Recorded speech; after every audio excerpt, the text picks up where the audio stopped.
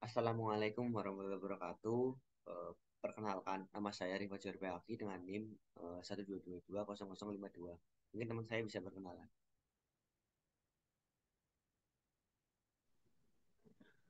Perkenalkan, nama saya Ans Barung dengan NIM 46. Dan saya Irfan Hussein dengan NIM 44. Eh, di sini dari kelompok kami akan menjelaskan terkait review jurnal berjudul Implementasi Statistical Process Control untuk minimasi cacat di PT Bumi Mulia Indah Lestari. Yang pertama, latar belakang. PT Bumi Mulia Indah Lestari merupakan perusahaan yang bergerak di bidang manufaktur plastik seperti pembuatan kemasan plastik berupa botol, tub, jerikan, palet. Permasalahan yang timbul adalah adanya tingkat kecacatan yang tinggi pada produk botol MF Cushions dengan varian 900 ml.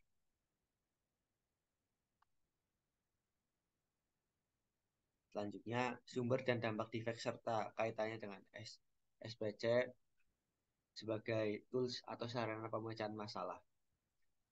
Di PT Bumi Mulia Indah Lestari belum terdapat pengendalian proses dan kualitas secara optimal, terutama pada proses labeling, sehingga proporsi produksi cacat pada proses tersebut masih tinggi, ditandai dengan defect label pada produk MF Fashion 900 mili. Proses ini merupakan proses perlabelan pada produk yang harus sesuai dengan spesifikasi dekorasi yang telah ditetapkan. Dampak yang ditimbulkan oleh tingkat cacat produk tinggi adalah perusahaan harus menambah biaya produksi, kemudian biaya tenaga kerja untuk melakukan proses pengerjaan, rework, kemudian cacat pada cacat labeling tersebut. Untuk memecahkan masalah diputuskan menggunakan SPC, Statistical Process Control, sebagai metode yang dapat membantu memperbaiki proses produksi. SPC ini dipilih karena kesesuaian antara tujuan perusahaan dan keuntungan dalam penggunaan SPC, yaitu dapat memonitoring, mengontrol, dan meningkatkan efisiensi produksi dari segi kualitas produk yang dihasilkan. Pengendalian kualitas yang dilakukan melalui pembuatan bagan kendali atau counterpart berdasarkan atribut dengan menggunakan pie chart, artinya pengukuran statistik dilakukan berdasarkan karakteristik produk cacat atau baik. Melalui implementasi metode SPC ini, perusahaan bisa mengetahui kondisi awal proses, prosedur, menelusuri akar masalah, melakukan perbaikan, juga dapat menganalisis lebih awal potensi penyimpangan yang terjadi pada produk, sehingga menjadi dasar keputusan tindakan pencegahan yang pada akhirnya dapat mengurangi jumlah produk cacat sekaligus meningkatkan profit perusahaan. Selanjutnya, ini ada gambaran proses labeling yang menghasilkan defect. Bisa dilihat pada gambar tersebut. Nah, untuk selanjutnya ada jenis defect pada label. Di sini bisa dilihat ada pada gambar. Yang pertama label pudar, yang kedua label bergembung atau bubble, kemudian label mengelupas atau peel off, kemudian label geser menjadi tidak presisi. Ini contoh gambar. Kemudian selanjutnya akan disampaikan oleh teman saya. Selanjutnya, langkah-langkah pengimplementasian SPC. Penelitian diawali dengan observasi awal untuk mengamati proses secara keseluruhan. Kemudian dilanjutkan dengan identifikasi masalah yang menjadi perhatian untuk dilakukan penelitian. Selanjutnya dilakukan pengumpulan data yang berhubungan dengan masalah tersebut. Pengumpulan data produk cacat dilakukan dengan melihat data histori jumlah produk cacat dari bulan Januari sampai Februari 2021, yaitu data sebelum diterapkannya perbaikan. Setelah perbaikan dilakukan, maka pengumpulan data produk cacat dilakukan kembali dalam kurun waktu pertengahan Maret sampai April 2021, yaitu 2 minggu setelah pengambilan data pertama. Waktu 2 minggu ini adalah waktu yang dibutuhkan untuk melakukan perbaikan. Penerapan lolos SPC berupa pembuatan kontrol chart dilakukan sebanyak 3 kali, yaitu sebelum eliminasi, setelah eliminasi, dan 2 bulan setelah perbaikan. Kontrol chart pada periode Januari hingga Februari 2021 digunakan untuk mengeliminasi data yang berada di luar batas kendali.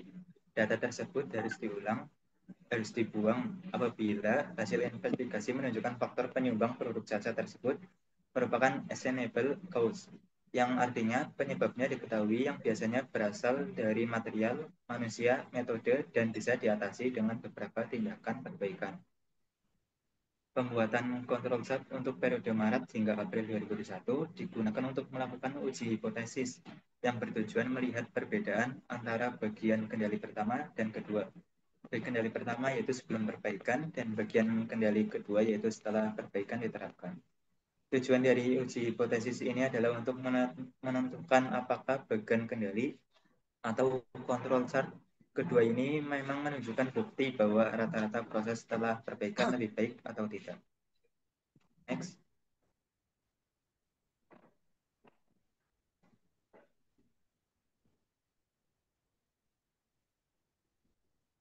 Selanjutnya bagian-bagian dari kontrol chart. Yang pertama ada center line atau CL, yaitu garis horizontal yang berada di tengah di antara garis upper control limit dan lower control limit. Garis ini menunjukkan nilai tengah atau rata-rata dengan perhitungan sebagai berikut. Sedangkan upper control limit yaitu garis horizontal yang berada di atas garis center line yang menunjukkan batas kendali atas. Persamaannya dapat dilihat di PPT. Selanjutnya lower control limit yaitu garis horizontal yang berada di bawah garis center line yang menunjukkan bahwa batas kendali bawah dengan perhitungan sebagai berikut. Next.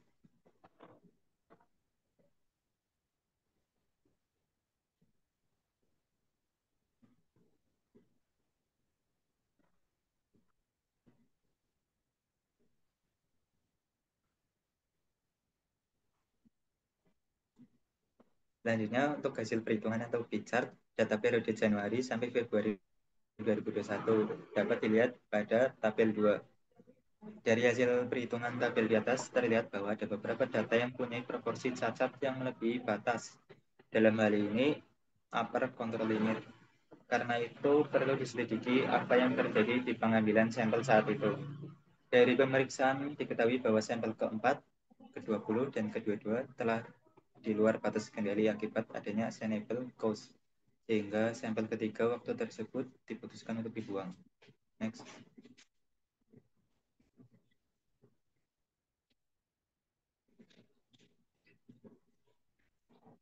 Lainnya akan dijelaskan oleh teman saya. Yang selanjutnya terlihat pada slide yaitu grafik setelah eliminasi data defect. Pada grafik terlihat bahwa sudah tidak ada data yang out of control, di mana untuk batas kendali atas yang abu-abu dan batas kendali bawah yang warna hijau, dan semua data yang berwarna biru sudah berada dalam kontrol, yaitu setelah dilakukan revisi dengan mengeliminasi 3 data defect. Untuk slide selanjutnya.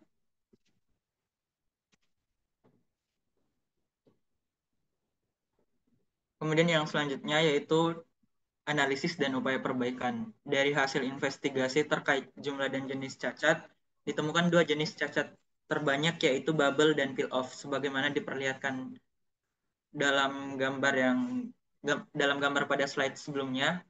Cukup signifikan muncul saat pengumpulan data, yaitu pada tanggal 7 Januari 2021, data keempat, jenis cacat atau defect yang paling banyak ditemukan adalah gelembung atau bubble. Kemudian pada tanggal 24 Januari 2021, data ke-20, defect yang banyak ditemukan adalah bubble juga. Kemudian pada tanggal 26 Januari 2021, tepatnya pada data ke-22, defect yang ditemukan adalah terkelupas atau peel off. Kemudian untuk menelusuri sumber penyebab terjadinya bubble dan peel off, dilakukan fishbone analysis yang dipetakan dalam fishbone diagram. Berdasarkan hasil penelusuran, ditemukan bahwa terdapat 4 faktor yang berkontribusi pada munculnya gelembung. Kemudian yang selanjutnya akan dijelaskan oleh teman saya. Selanjutnya fishbone diagram dari defect bubble. Itu corrective action-nya adalah memasang pengatur suhu ruangan atau AC untuk faktor material, mengganti alat bantu setting tools dengan yang baru, melakukan revisi materi pelatihan, yaitu melengkapi dengan informasi cacat produk MF Cushion 900.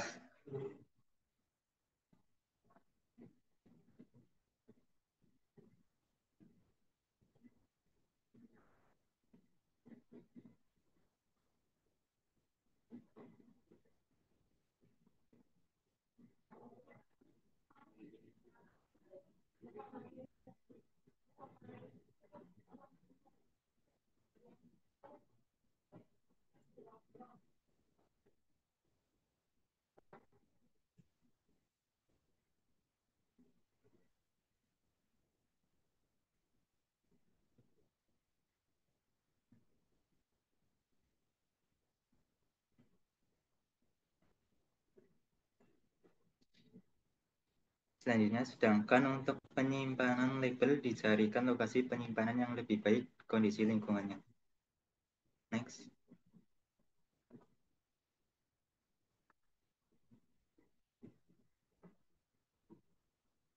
Selanjutnya untuk fishbone diagram dari defect peel-off. Corrective action-nya adalah melakukan fasilitas pengendali suhu ruangan atau AC yang terkait penyimpanan material. Melakukan penyetelan ulang holder dan pengecekan secara berkala yang dilakukan oleh operator untuk faktor mesin. Sedangkan untuk faktor metode, dilakukan revisi terhadap prosedur yaitu adanya penambahan proses aging pada transisi awal proses pelabelan. Next.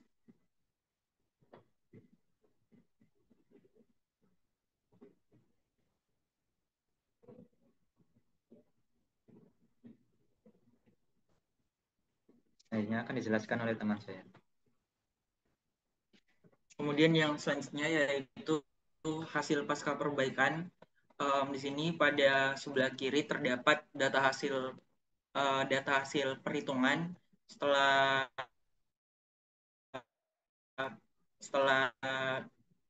dua kan, yaitu pada Maret sampai April 2021. Pada hasil perhitungan sudah tidak ada yang out of control, begitu juga lebih jelas lagi pada grafik sudah tidak ada data yang out of control, sehingga berdasarkan hasil perhitungan semua data berada dalam spesifikasi, sehingga tidak ada lagi yang perlu dieliminasi. Selanjutnya,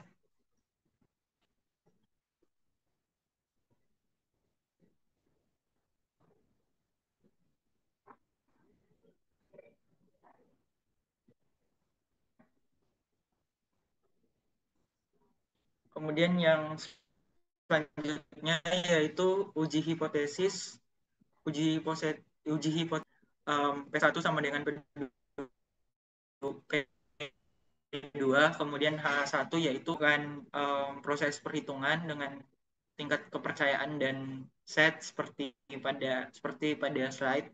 Kemudian didapatkan hasil bahwa set 0 lebih besar daripada set alfa, sehingga H0 ditolak, yang berarti P1 lebih besar dari P2.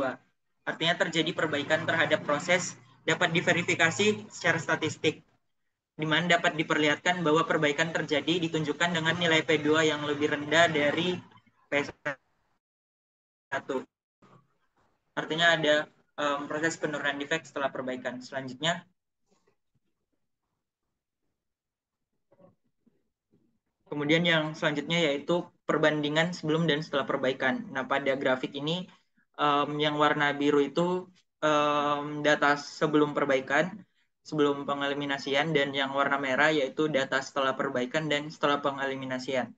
Nah, berdasarkan gambar di atas, terjadi penurunan persentase jumlah produk cacat pada proses labeling sebesar 0,31%. Dan total persentase jumlah produk cacat pada proses labeling sebelum dilakukan perbaikan yaitu sebesar 15,838%. Dan setelah dilakukan perbaikan mengalami penurunan menjadi 12,594%, yaitu terjadi penurunan sebesar 3,244%. Yang selanjutnya,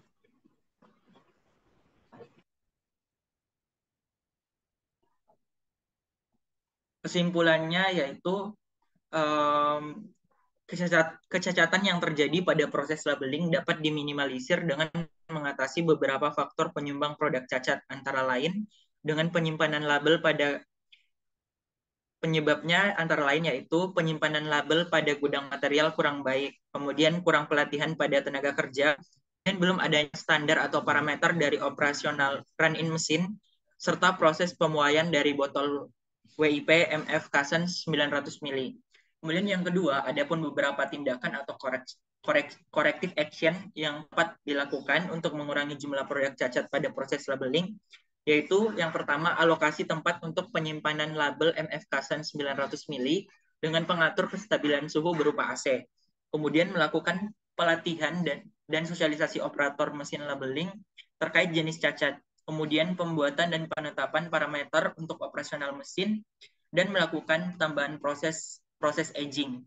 Kemudian sebelum botol WIPM FKSAN 900 mili akan dipakai atau diproses, yaitu tadi ditambahkan proses aging. Kemudian yang selanjutnya,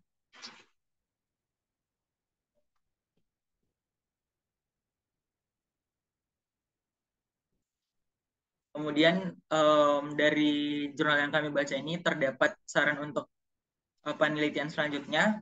Yang pertama yaitu dari 4 jenis defect yang biasanya ditemui pada label, hanya 2 yang dipetakan dalam fishbone diagram, yaitu bubble dan peel off. Di antara 4 jenis defect lainnya hanya 2. Mengapa?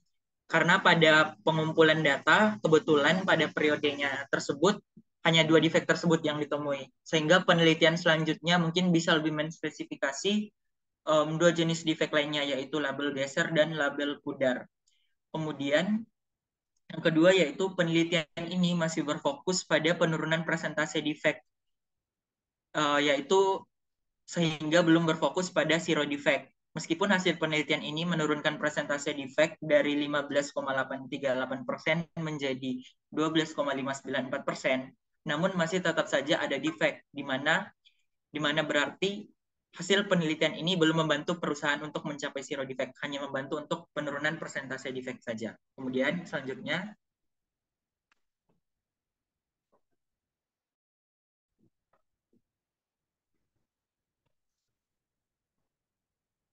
sekian hasil presentasi dari kelompok kami. Untuk kurang dan lebihnya kami mohon maaf. Terima kasih.